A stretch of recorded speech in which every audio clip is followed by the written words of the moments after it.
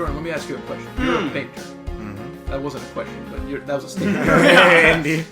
You're a painter. Nice semantics. You're a painter. You said before that either the most beautiful thing or one of the most beautiful things was color. Yeah, absolutely. Do me a favor.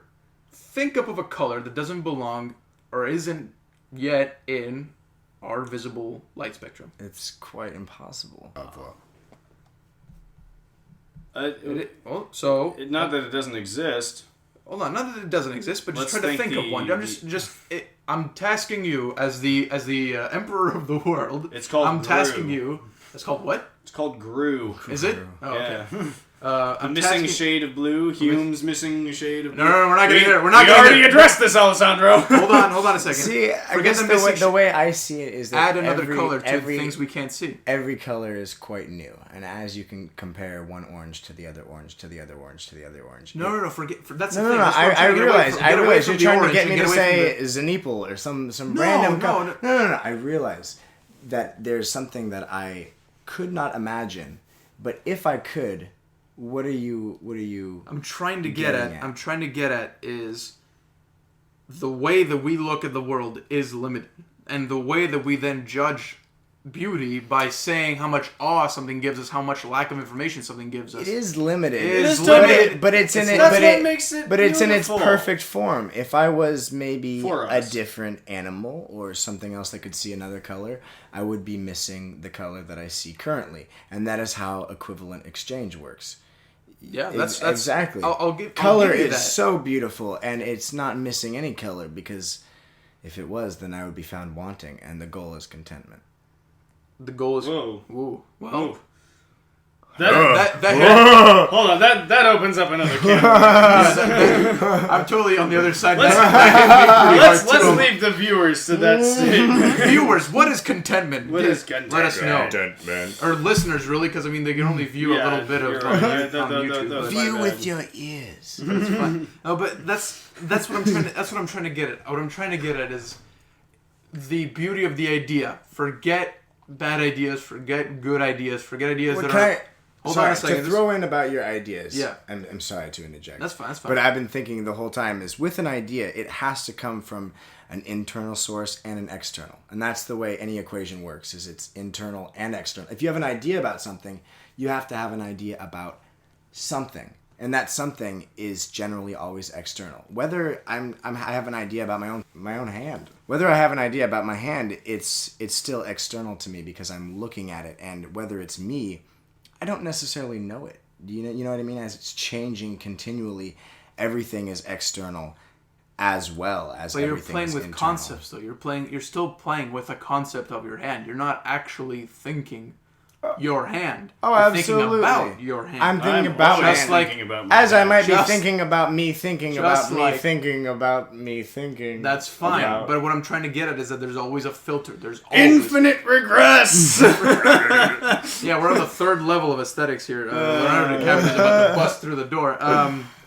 That's the idea I'm trying to get at, is that the beauty of ideas is not because the way we see something is beautiful or not beautiful, is that we have an idea of it, therefore everything leads back to ideas, whether we're talking about aesthetics. I'm simply saying our own ideas, because they're so pure, because they're so undeniably there, whatever they may be. Alessandro! What you think is beautiful is simply the idea of ideas. And sure, you might find a personal aesthetic to that. But the question sure, is... I would agree in my own right. I'm simply saying it's the idea of ideas can be beautiful if that's what you find interesting. But the epistemological fact of the matter, the point behind whether or not that which is beautiful can exist without our perception or not, is certainly necessarily hinged to our mind. That doesn't necessarily mean that the idea in its own right is beautiful. We've already come to the conclusion ideas can be quite horrific, especially under the context in which we live in the 21st century. Right. Ideas can be horrific. Absolutely. Ideas can also be beautiful. But I know what you're getting at. The crux of your issue is the idea. Totally. The totality of the idea from which beauty spawns. Is it beautiful? No, it's neutral. It's simply a place from which It's not That's even a a good place. point. It is a function by which beauty exists, just as I would argue awe is a function by which beauty exists, just as a brush that a painter uses is a function by which beauty exists, or the laws of physics that determine so much. A volcanic eruption is beautiful, and the math that determines that concept is beautiful in its own right. So yeah, an idea may be beautiful. Our ideas is the concept of epistemology in its own right beautiful. No, it simply is there. It is what helps beauty exist. It's not beautiful in its own right, just as I would argue beauty stems from awe, but awe the idea is not beauty. But the awe is an idea in a sense. Awe Yeah. can be an idea. An epiphany is an idea. Yeah. In a strange way. Yeah, but it's an idea in the sense that it's a concept that's so unobtainable. We can't perceive. So is an awe. idea. You can have an unobtainable idea you can still think about. Yeah, but it doesn't necessarily mean it's beautiful. Well, then what happens with awe? How can you trust that awe is beautiful? Because you're not. I've never said awe. No, is no, beautiful. no. Whatever comes am across as saying whatever that the comes across consequences of awe Fair lend enough. to an experience of beauty. Not that beauty itself is dictated by awe, but simply the feeling of unknowing that we have through an aesthetic experience is necessarily linked to awe. It's a conditional, not a biconditional. Oh, okay. I see what you mean. To cap it all, would you agree with everything is beautiful? If you Everything is beautiful? No, everything. absolutely not. Really? Absolutely not. See, Well, then, no, then because I disagree with you. well, I mean, I I'm think looking it's at the horrific things that we know exist or that can exist. We wish do not exist. Yeah. That sort of thing. I can think of something that inherently lacks all beauty. I can think of that. I can think of whatever. You can make it up in your head. See, that's funny because I can as well, but I tried to choose not to. That's All I'm a saying very is if interesting. we're capable of doing it, then it does technically exist within our minds. It exists within our thoughts. Does it not? That's a good point. And I mean, now we're getting a priori, a posteriori. But if you're so inclined to believe that, So you find that black and white, black is not beautiful and white is beautiful, and if you put it that way. Yeah, I guess I can think of the most beautiful thing, and I can think of the ugliest. If ugly simply means lack of beauty in this context, let's use that. I can think of the ugliest thing in the world as well. Absolutely. See, and I'll put things between that scale, and I'll say marshmallows are closer to the beautiful end than I don't know. than a rapist or something horrible, or than Brussels sprouts. I mean, I wasn't gonna go yeah, that far, okay, but okay, sure, yeah. Sorry. It's fine. No, but that's. But the evils in the world, in a sense, as I do find them very horrific and sad and tragic, I find that the interaction and the role that they play with the good is in the in-between and the transfer is what I find beautiful. That's fine, because the actual act of genocide, I think anybody will agree, is horrific. It strikes your heart, and just because it strikes my heart, it makes me compassionate. Let me ask you something. Is it the act of genocide, or is it the heart striking that you find beautiful? I think there's a difference. It's got to be the heart striking that lands within the most horrific thing and the most beautiful thing. But it can't happen without the act, in a sad way. Right. So because it can't happen without the act, what I'm trying to say is that there's a distinction between the two things. There is the act, which we say is horrible. Absolutely. But then there's the compassion, or maybe there's the understanding of suffering, one of the two, that comes of it. But that understanding, that compassion, that sympathy, that in itself deserves its own rightful place along the spectrum of beautiful and not beautiful. And it's a different thing because of it. And if it is a different thing, and we did sort of come up with it, leads back to the idea of ideas inherently being able to be quantified as being beautiful or not. Is that ultimately a question? Is it? I don't know. I think it's an argument. I think it's an argument. It's a fighting word. Those are fighting words. If If this was an aesthetics class, we would have broken out in a slam poetry jam. No, we wouldn't have. We would have, slammed our heads against the desk until our brains fell out. Fisticuffs. Fisticuffs, probably. I I quite well. What is your opinion? Yeah, I mean, I laid it out there. My I want to hear Mr. what Troilus. Pose it once more.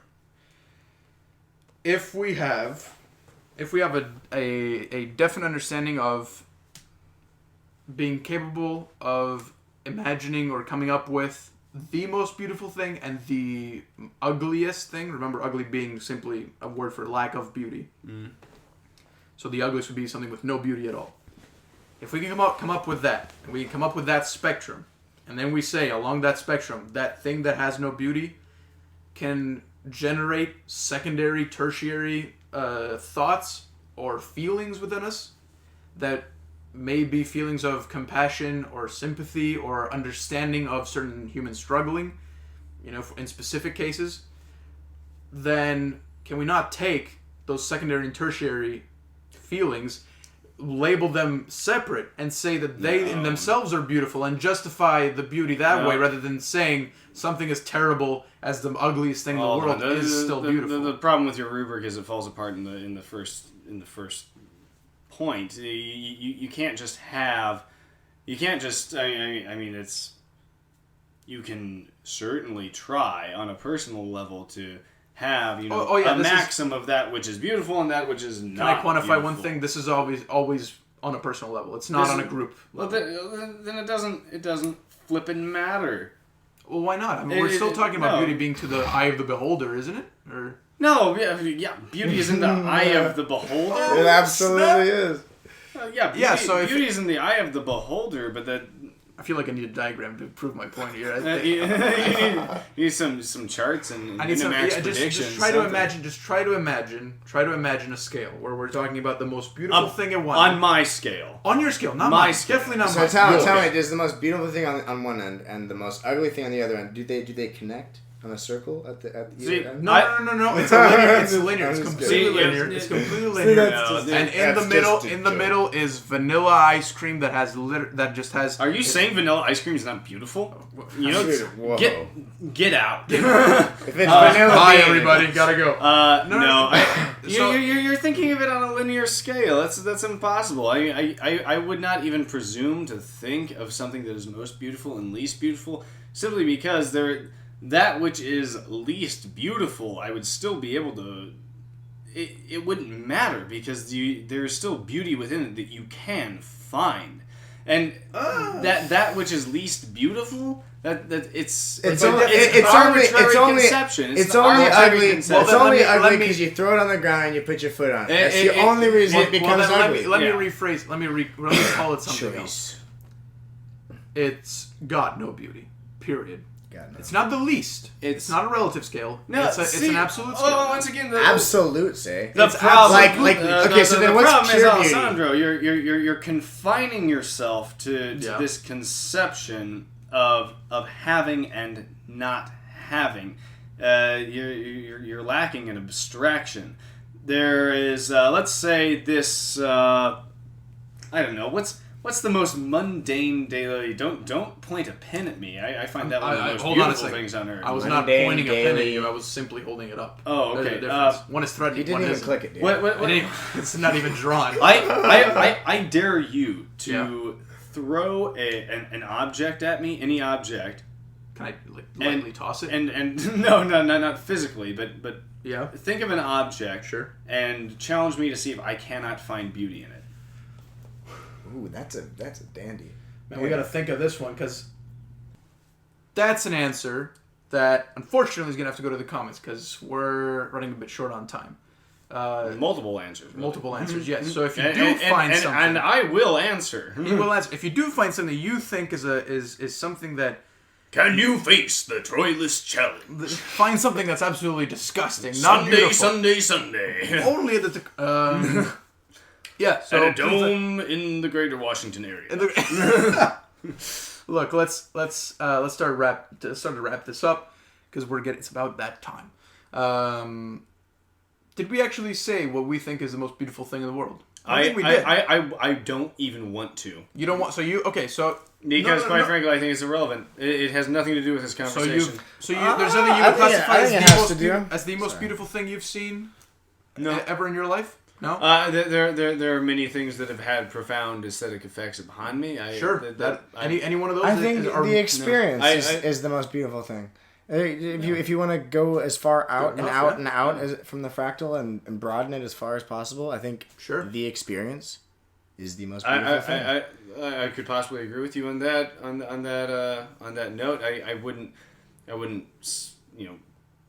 place it on an object or a specific experience, but simply the aesthetic qualities of the experience. Own right to have that experience, which I think what we've learned from this discussion is a melding of the inexplicable, the explicable, of the our experience of space and time, knowledge and perception, which could be the most beautiful thing. I would have to agree. In fact, and I still eschew to this point that an idea can be the most beautiful thing. And an idea is really all that perspective and the experience entails. An idea simply is a consequence of that which we know, and beauty goes so far beyond that. Alessandro. I think the most beautiful thing in the world is a 1963 Ferrari 250 GTO in red. Ooh. It sure does go fast, but it's also beautiful. Definitely compensate for the size of your hands. It is without a doubt the most beautiful thing I think anybody's ever. Pretty sure. And the most beautiful thing in the universe. I have never seen one. Would you like to see one? Not right now. Okay. Show me one after. You might have a case. Okay. But as I've never seen one, I quite frankly the entire thing falls indifferent. I would like to say to conclude, or at least to sum a few things up. Yeah. That beauty can never be a totality type of thing. It can't be the most beautiful thing. It can't be It can't be purely beautiful for an extended period of time until it fades, because the fading is what sustains beauty. The fact that it pops up so randomly and the flower blooms in spring and the rest of the time it's not. It's without color. And quite frankly, I think that that entire concept of the importance of the space-time continuum and our perception of it regarding beauty will tie in perfectly into Aesthetics Part 2. Actually, I will have to say this. Aesthetics Part 2 is going to have to be a little bit more random. Simply because, as great as this conversation was... But I think it's an excellent point to possibly start on next time. It is an excellent point to start on next time. As I think we have found, this entire conversation was quite random. Right. But that is the nature of aesthetics in a certain sense. But yeah, so... Thank you guys for listening. It ended a bit wonky, but I think we sort of got there. We started out so strong out of the gates. And we just sort of we got excited. It was a broad. It's very difficult content. It is very difficult content. Yeah, just even to reflect on. Yeah, but so yeah, we don't know if you were visiting the site this week, but. If you do not know, this is the last themed episode of the podcast. From now on, we're going as the crow flies off the seat of our pants. Going command. No, wait, that's not. Which is difficult because I don't wear pants. Yeah, none of us wear pants. This is the armchair pantsless philosophy. Yeah, you don't want to sit on these armchairs. No. No, there are pants. You might get crabbed. This is the last themed episode. This is the last themed episode of the Armchair Philosophy Podcast. That doesn't mean this is the last episode, period. It just means that from now on, we're going to sort of go random, pretty much. We're going to try to put in as many ideas as we possibly can. The more tangents, the better. The more tangents, the better, exactly. With the British accent. Verily. Oh, crikey. All right, well, thanks, everybody. Thanks again for listening. Yes, it was a pretty good podcast, I think. It was an interesting conversation. Yeah, thanks for having me, guys. Yeah, so for Jordan, for Troilus, I'm Alessandro. We're signing off, and we'll see you guys later. Goodbye. Ciao.